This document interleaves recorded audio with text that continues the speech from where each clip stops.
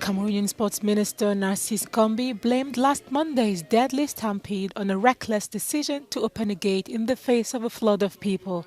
Outside the Olembe Stadium of Yaoundé, a crowd had gathered for the last 16 match between Cameroon and the Comoros, but 8 were killed in the crash.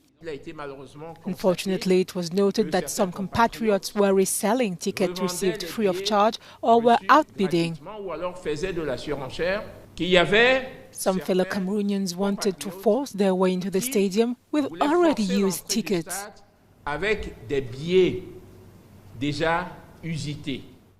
If only some elements of the investigative report were presented by the minister on Friday, the whole was delivered to the Confederation of African Football. The number of security agents on duty was insufficient. The coordination between security forces on site could have been improved as well. The government hopes for the 60,000 capacity Olembe Stadium to reopen soon. It has unveiled measures intended to make the stadium safer. These included moving tickets and COVID-19 test checkpoints further away from the stadium and increasing the number of security personnel. In the aftermath of the tragedy, CAF moved Sunday's march from Olembe Stadium to the Ahidjo Stadium. Liverpool striker Sadio Mane has been cleared to play in Sunday's Africa Cup of Nations quarter-final against Equatorial Guinea. The Senegalese collided with Cape Verdean goalkeeper during the round of 16 game. If he stayed on the pitch and scored the fixture's opening goal, he eventually headed out looking a bit groggy. Sadio is fine. He resumed training on Friday. We are progressively following his evolution. It's true that the clash between the two players was serious, but he is a high-level sportsman who knows his body very well. In any case, yesterday's session went rather well. It's reassuring and we hope to get him back for the match. Nous espérons le récupérer en tout cas pour le match. Sunday will also see Morocco play 7-time champion Egypt. In the North African derby, the Atlas Lions have much to do in order to defeat the Pharaohs. They emerged first of Group C and hope to win their very first Africa Cup of Nations.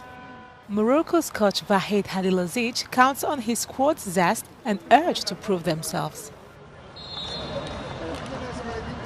It will be a tactical battle where the Egyptian team will have the advantage of experience. They are a squad that is always well organized, with players who have had many experiences. Our inexperience may be a weakness, but it can also prove to be a strength, because my players are hungry, they want to show something.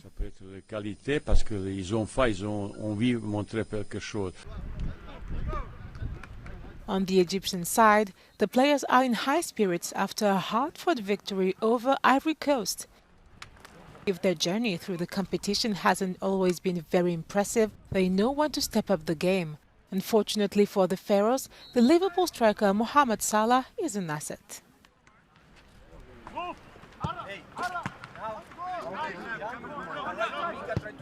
Egypt will play Morocco on Sunday at 3 p.m. GMT in the Amadou Ahidjo Stadium of Yaoundé. On the same spot, Senegal will meet Equatorial Guinea at 7 p.m. GMT.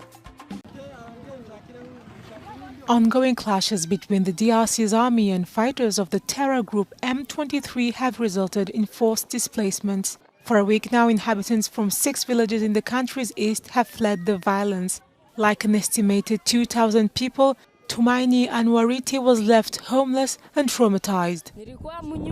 I was at home when I saw soldiers shooting bullets in the hills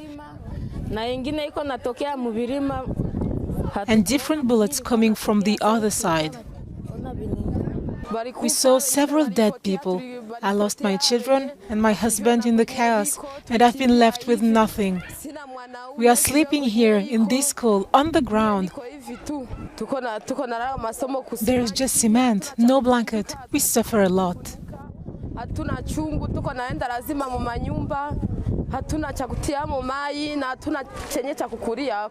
During Tuesday's latest incident, M23 fighters targeted a Congolese army position in the territory of Rutshuru, located in the North Kivu province. Following the attack, MONUSCO blue helmets were deployed on Friday.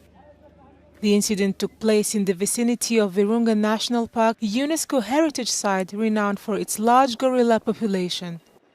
The M23, which also calls itself the Revolutionary Army of Congo, is a rebellion group of Congolese previously backed by neighboring states. West African leaders met virtually on Friday to discuss the military takeover in Burkina Faso. If no other sanction than the suspension of the country was decided, Ghanaian chairman of ECOWAS regretted a spate of coups in the region. The deteriorating political situation in our region should be a matter of great concern to all of us.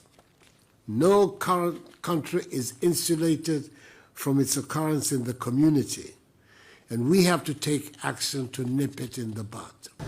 To make its voice heard, the regional body has sent a defense delegation expected to arrive in Ouagadougou on Saturday, but many Burkinabés don't welcome the move.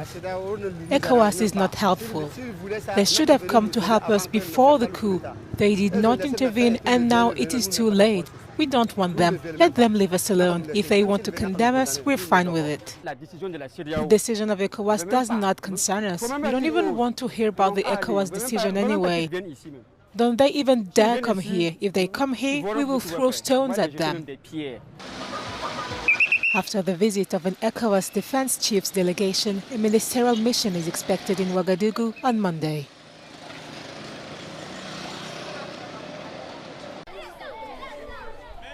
In Kinshasa's zoological garden, it is time for a much-needed makeover. 8 decades after it first opened, Congolese authorities have promised to renovate the site where families and pupils come. Among the 94 animals from 48 species that live in the Democratic Republic of Congo Zoo, there are no lions or giraffe. The absence of these emblematic species in this attraction site disappoints visitors like Aisha. We came to visit the zoo. Unfortunately, they don't have many animals. They really don't. Only monkeys.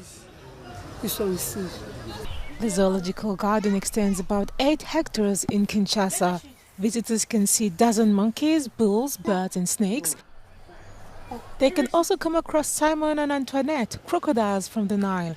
Since the COVID outbreak hit, the zoo attendance has declined. The director hopes the makeover will attract visitors back. In the heydays, there were as many as 5,000 specimens and more than 1,000 species.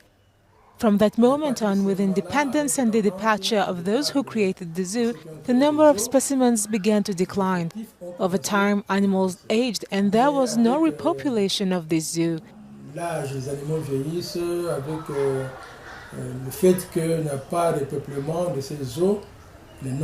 The number has continued to dwindle, but with the zoo makeover, as soon as we have finished repairing cages, redoing the space, we will repopulate it.